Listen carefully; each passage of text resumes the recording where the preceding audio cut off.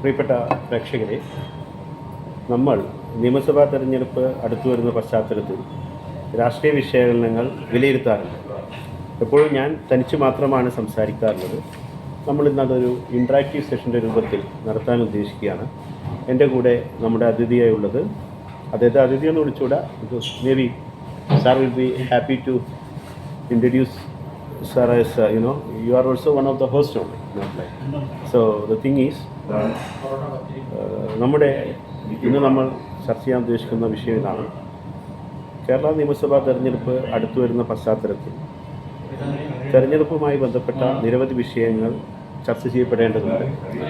ദൃശ്യമാധ്യമങ്ങൾ, സാമൂഹ്യ മാധ്യമങ്ങൾ ഇവയാണ് പ്രധാനമായും ഇന്നത്തെ സാഹചര്യത്തിൽ തെരഞ്ഞെടുപ്പുമായി ബന്ധപ്പെട്ട വിഷയങ്ങൾ എന്തായിരിക്കണം എന്ന് നിർണ്ണയിക്കണം, അല്ലെങ്കിൽ അവർക്കാണ് അതിൽ വലിയൊരു റോളുള്ളത്. പക്ഷേ ഇന്നത്തെ ഒരു പ്രത്യേക സാഹചര്യത്തിൽ നമ്മൾ വിലയിരുത്തുമ്പോൾ എനിക്ക് തോന്നുന്നു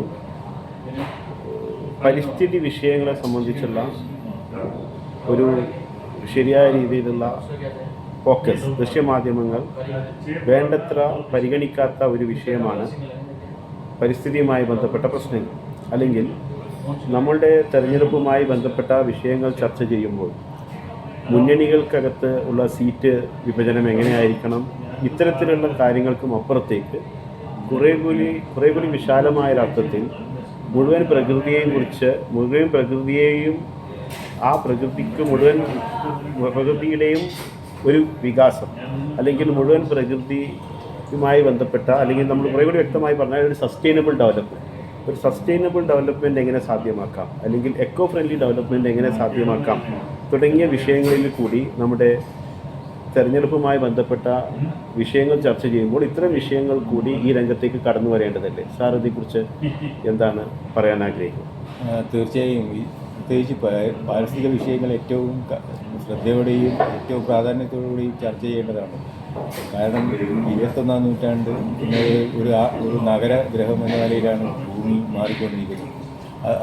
അതോടൊപ്പം തന്നെ ഭൂമിക്ക് നേരിടേണ്ടി വരുന്ന പാരിസ്ഥിതികമായ പ്രശ്നങ്ങൾ അങ്ങേയറ്റം ഭീകരമായിരിക്കുന്ന ഒരവസ്ഥയും കൂടിയാണ്. ഇത്തരം കാര്യങ്ങൾ തെരഞ്ഞെടുപ്പ് അജണ്ടയുടെ മുഖ്യ വിഷയമായും വളരെ പ്രാധാന്യത്തോടുകൂടിയും ചർച്ച ചെയ്യേണ്ടതാണ്. കൂടുതലായി ഭൂമിയെ എക്സ്ട്രാവിസ്റ്റ് അല്ലെങ്കിൽ കുഴിച്ചെടുക്കുന്ന തരത്തിലുണ്ടാകുന്ന പ്രകൃതി വകുപ്പ് വേണ്ടി ഉണ്ടാകുന്ന മത്സരങ്ങൾ അത് കൂടുതലായി ഭൂമിയുടെ പാരിസ്ഥിതികമായ ബാലൻസ് തെറ്റിച്ചിരിക്കുകയാണ്. അപ്പോൾ ഇത്തരം കാര്യങ്ങൾ രാഷ്ട്രീയത്തിൻ്റെ മുഖ്യധാരയിലും മുഖ്യ അജണ്ടയുമായി മാറേണ്ടതുണ്ട്. വികസനം എന്നത് ഇത്തരം വിഷയങ്ങളെ കണക്കിലെടുത്തുകൊണ്ടല്ലാതെ മുന്നോട്ട് പോകാനാകില്ല. അങ്ങനെ പോവുകയാണെങ്കിൽ ഇവിടുത്തെ ജീവജാലങ്ങൾക്ക് ആർക്കും തന്നെ നിലനിൽപ്പുണ്ടാവില്ല എന്ന് തിരിച്ചറിഞ്ഞുകൊണ്ടിരിക്കുകയാണ്.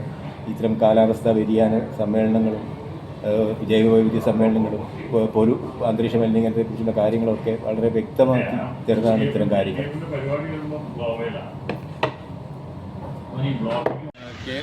കേരളത്തിൽ ഇപ്പോൾ തന്നെ ഉണ്ടാകുന്ന ഈ ഹ്യൂമൻ വൈൽഡ് ലൈഫ് കോൺഫ്ലിക്റ്റ്, അല്ലെങ്കിൽ മനുഷ്യരും ഈ മൃഗങ്ങൾ തമ്മിലുണ്ടാകുന്ന ഇത്തരം പ്രശ്നങ്ങളിൽ എത്രമാത്രം നമ്മുടെ സമൂഹവും നമ്മുടെ ഗവൺമെൻറ്റും എത്രമാത്രം വിജയിച്ചിട്ടുണ്ട്? തീർച്ചയായിട്ടും ഈ പ്രശ്നത്തെ പരിഹരിക്കുന്നതിന് വേണ്ടി LDFിലെ ഒരു പ്രധാന ഘടകമായ കേരള കോൺഗ്രസ് മാണി വിഭാഗം വേണ്ട രീതിയിൽ ഗവൺമെൻറ്റിൽ സമ്മർദ്ദം ചെലുത്തുന്നുണ്ട്. തീർച്ചയായിട്ടും ഇടുക്കി, കോട്ടയം പോലെയുള്ള മേഖലകളിൽ, വയനാട് പോലെയുള്ള മേഖലകളിലെ ജനങ്ങളെ ബാധിക്കുന്ന ഒരു വിഷയമാണ്. ഗവൺമെൻറ് വിഷയത്തെ ശരിയായ രീതിയിൽ മനസ്സിലാക്കി അങ്ങനെ ഒരു സ്റ്റേറ്റ് സ്പെസിഫിക് ഡിസാസ്റ്ററായി കണക്കിലെടുത്തുകൊണ്ട് 2024-25 സാമ്പത്തിക വർഷം 48 കോടിയിലധികം രൂപ ഈ പ്രശ്നത്തെ അതിജീവിക്കുന്നതിന് വേണ്ടി ഗവൺമെൻറ് ചെലവഴിക്കുകയും ചെയ്തു. അതുപോലെ തന്നെ wild life protection amendment act bill കേരളത്തിലെ 2025 പാസ്സാക്കിയത്.